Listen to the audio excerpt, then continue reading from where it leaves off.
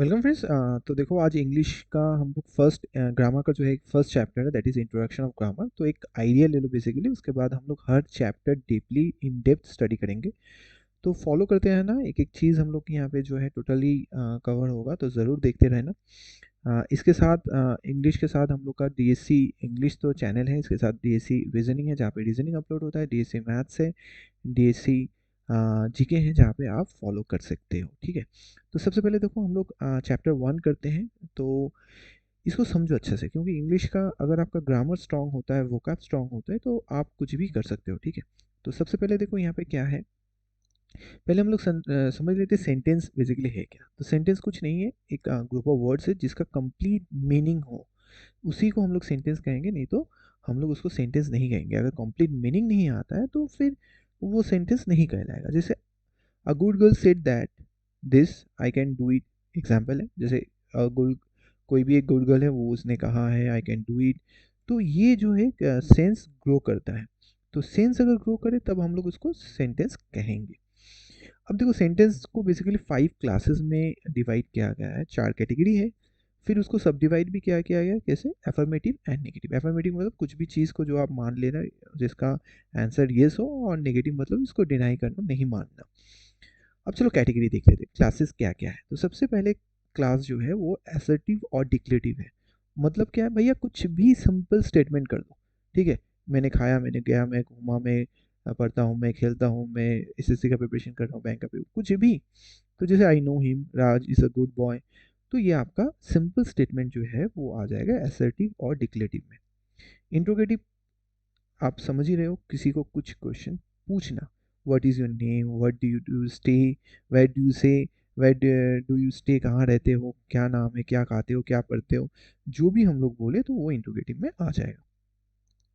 Imperative क्या होता है, बेसिकली सेंटेंस एक्सप्रेस्ड कमेंट और रिक्वेस्ट। अगर किसी को आप रिक्वेस्ट कर रहे हो, किसी को कमेंट कर रहे हो, भैया ये करो वो करो, या भैया कर दो ना ये प्लीज़, ये जैसे हम लोग रिक्वेस्ट करते हैं, तो वो आपका इम्परेटिव में आ जाएगा। जैसे कम है, आओ यहाँ पे, डू नॉट कम है, यहाँ मत आना, कमेंट करो। प्लीज़ कम है, जैसे हम लोग रिक्वेस्ट करेंगे, तो सभी इम्परेटिव में आ जाएगा। ऑप्टेटिव क्या होता है, ऑप्टेटिव का मतलब है कुछ विश करना। ठीक है, कुछ प्रे कर रहे हो, विश कर रहे हो, हाँ भैया आपका भला हो, आपको नौकरी लग जाए, जॉब लग जाए, ये हम लोग करें, आपका बिजनेस चल जाए। तो क्या होगा, मे ही लिव लॉन्ग, हम लोग बोल ही सकते हैं बहुत साल तक ये जिए। नेक्स्ट आता है एक्सक्लेमेटरी में। एक्सक्लेमेटरी में क्या होता है, देखो sentence express a sudden feeling और इमोशन। अगर कोई सडन फीलिंग और इमोशन आ जाए, अचानक आप खुश हो गए किसी को देख के, रिजल्ट देख के आपका बहुत आया है, बहुत सुंदर, जैसे हम बोले हाउ ब्यूटीफुल, कितना सुंदर है, तो ये हम लोग का एक्सक्लेमेटरी आ जाता है। इसके साथ एक्सक्लेमेटरी मार्क भी रहता है।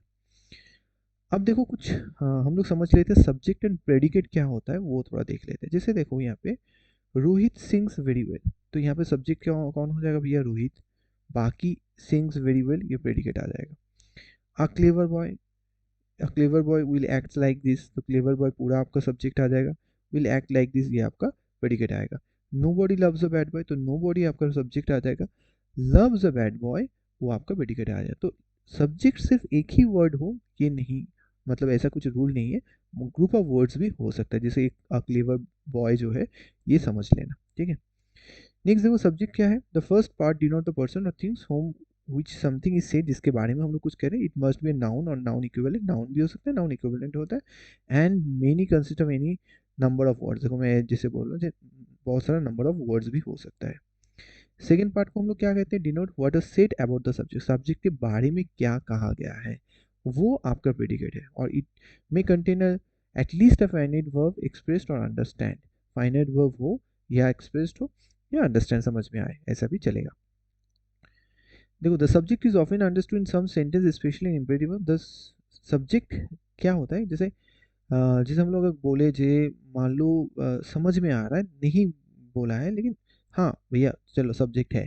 जैसे सिट डाउन, अगर हम लोग सिट डाउन कहते हैं, तो हम लोग ये नहीं बोलेंगे यू सिट डाउन, हम लोग सिर्फ बोलेंगे सिट डाउन। मतलब यू जो है ये अंडरस्टूड है, हाँ ठीक है, चलो है। इम्पेरेटिव में ये सब यूज होता है, यू जरूरत नहीं है बोलने का। ओके, नेक्स्ट देखो फ्रेज में क्या है। फ्रेज क्या होता है, basically phrase is a group of words that does not make a complete sense. Phrase मतलब ग्रुप ऑफ वर्ड्स है लेकिन कंप्लीट सेंस नहीं होता है, and does not contain a finite word भी नहीं होता है, एक्सप्रेस्ड भी नहीं है, अंडरस्टैंड भी नहीं है, but it use use as a single part of speech, ठीक है, but it is use as a single part of speech में हम लोग यूज़ कर सकते हैं, जैसे come at once, she came to see me, ठीक है, तो ये आपका आ गया।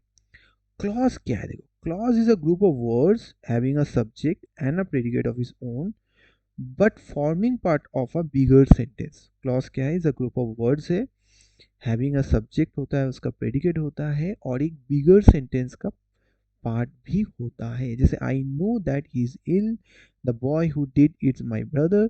तो ऑलमोस्ट ग्रुप ऑफ वर्ड्स है, सब्जेक्ट है, प्रेडिकेट है और एक बिगर सेंटेंस का भी पार्ट भी हो सकता है, ठीक है।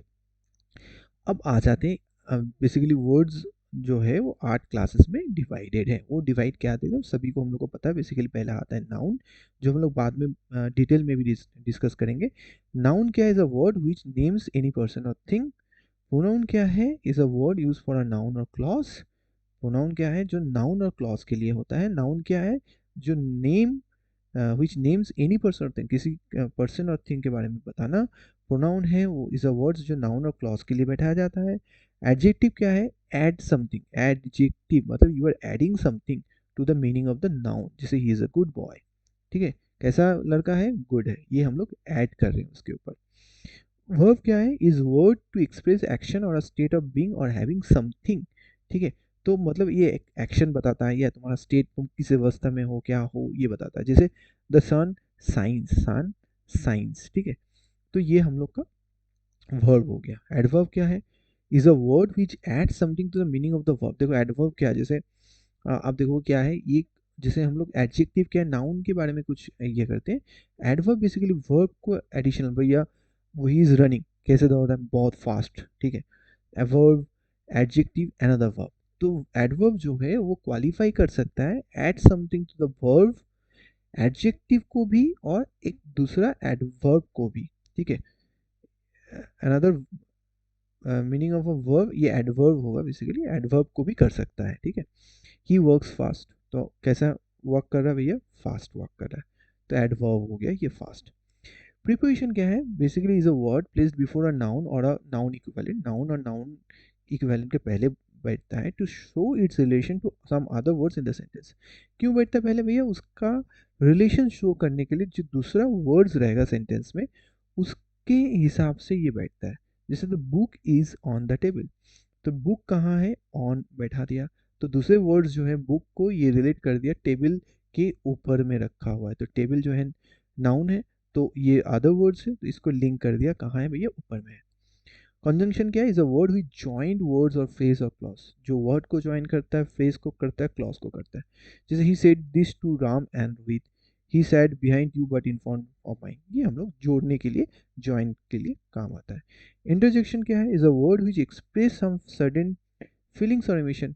एलर्स, ब्रावो, इंटरजेक्शन हम लोग वही करते हैं, जैसे सडन फीलिंग आ गया, बहुत खुश हो गए, बहुत दुखी हो गए, ब्रेवो हम लोग बोलते हैं, तो ये इंटरजेक्शन में यूज़ होता है। तो ये था चैप्टर 1, नॉर्मल सा है, आइडिया देने के लिए है। इसके बाद से हम लोग डिटेल, जैसे फर्स्ट इसके बाद चैप्टर करेंगे नाउन, डिटेल रूल्स के साथ करेंगे, सो दैट आपको पूरा ग्रामर समझ में आए। तो कैसा लगा ज़रूर बताना कमेंट करके। Thank you for watching, bye bye.